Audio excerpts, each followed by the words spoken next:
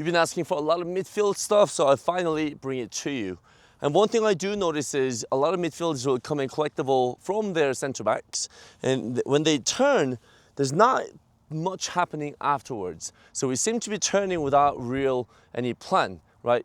So I'm going to show you a few different ways you can exit or trying to problem solve, or a few different ways you can problem solve after you turn almost blindingly. So the first picture we're looking to draw is we play the ball, so the ball's coming back towards me, and say we have turned this way, okay? Now the pressure's coming in from this angle here. Well, what am I going to do with this now that the ball is exposed? So we're looking to problem solve, and I'm going to show you a few different solutions that you can come up with. Generally, when you're turning without any information, firstly, you probably shouldn't be turning without any information on what is behind. But if you happen to turn without the information, what you want to do is receive on your inside. And here's why. If you happen to turn with the outside, the ball gets on the outer side of my body, and it's more likely to be exposed and more likely that I am going to lose the ball. However, if I turn with my inside, what's going to happen is the ball still remains in my body, between my 2 feet, and I can protect the ball a little bit better. So we are looking to use our inside when we don't have some information on what's behind us. And with that said, the very first touch takes us here, the outside jab is there, and then we go this way. Now this may be a very simple solution, but it can be very effective, and it's only effective if you're looking to throw your body, really commit and throw your body to the right side. First one, there, little jab, and then shake, and then you go out. So the first one, a very simplest form, little touch, little jab, and then we go. So little touch, little jab, and then we go out. Instead of just a simple jab, another thing that you can do is actually throw a scissors to your right side. So here we go. So little turn, scissor, and then we go out and then exit out. And next one is go under the ball, then scissors, and then turn inside. We were able to see this sort of technique being used by really fluid midfielders such as Luka Modric in his prime. Here we go. Under, over, out, and change. There, under, over, and out. Right, so the next one is going to be exiting to the other side. And the first touch will remain the same, which is to my safe side, because I don't want to be touching the ball to my right side using my outside, because the ball is going to get exposed. So I'm always likely to take the touch to my left using my safe side, and then I'll find a way back out after losing the defender on a little bit of a separation using the technique. So the first one is going to be a step over. So immediately after I turned, keeping it tight, step over and then turn. The most important thing about this technique right here is that you have to keep your first touch really tight. This applies honestly for every turn we're looking to create. Why do we want to keep the touch really tight on the inside? Well, because if the touch is long, it's going to be really difficult for me to change the direction, especially if I'm looking to go onto the other side. Also, if the touch is long, I just might have to take extra few steps in order to get to my second action. So keep your touch tight, keep your steps minimal, and then we can get onto our second actions a lot quicker. Okay, next one, we're gonna do the step over, we'll throw it back out, and then we'll turn back to the same direction that we were initially going.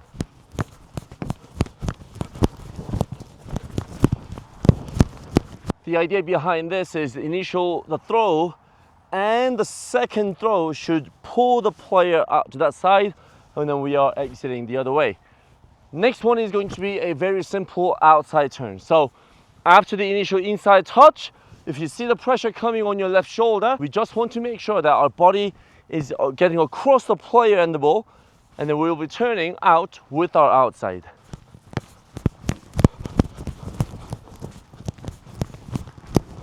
So you can use this technique to advance with the ball, or use the same outside turn to turn out laterally to end up on the other side.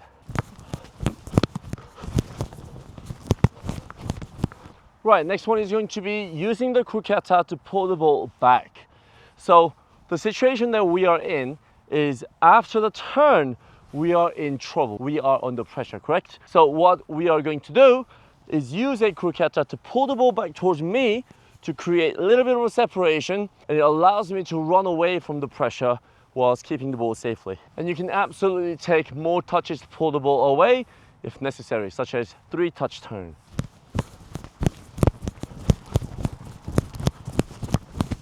You can even make it better, do 2 croquetas.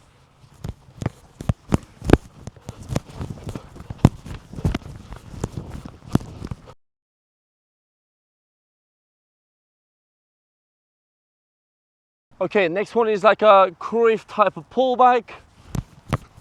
Takes 2 touches, 1, 2, behind and roll back.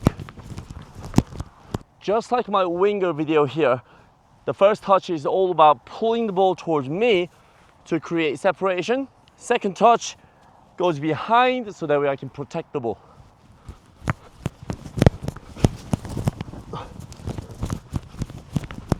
You can use a little rollback to create even more separation, and picture the defender's foot coming in to tackle for that ball. So we're looking to use that second technique to create even more separation and then find a way out.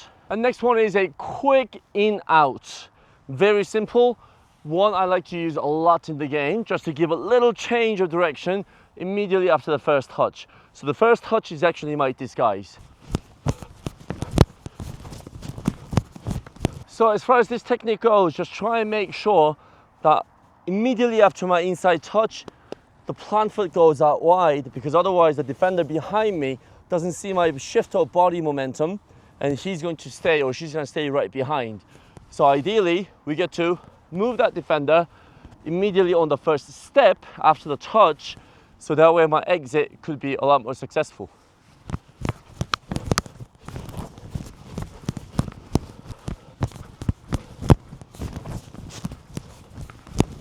I know we can't forget about our non-dominant, so let's take a turn with our left inside. We're going to take a turn to my right using my left inside, and the first technique is going to be a very simple inside hook immediately after the touch.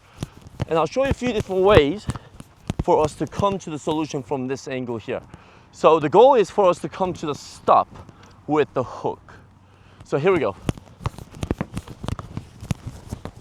From here, right, I pull my right foot back, and then as the pressure comes, I can move this way, or I could also pull it back this way, or I could also go croqueta backwards to go out.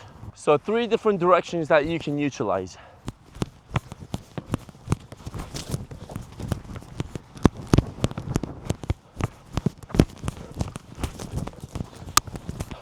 One of the players that used to abuse this technique was Adam Lallana.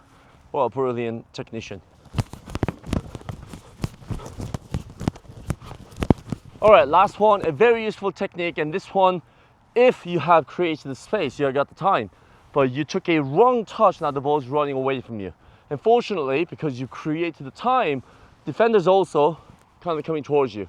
So it's about 55-45 or 60-40 type of situation in your favor. You know you're gonna get there first, just about. So what we do is a roulette.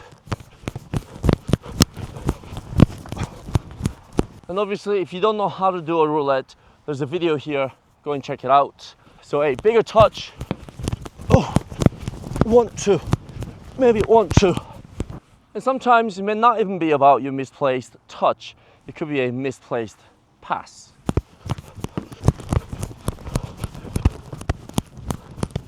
Right guys, these are the few different ways for you to problem solve when you're under pressure in the midfield with a wrong touch or a wrong turn, or even a misplaced pass.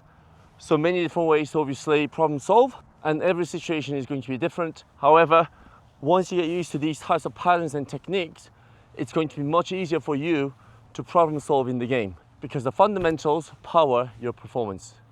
We'll see you next time. Whew.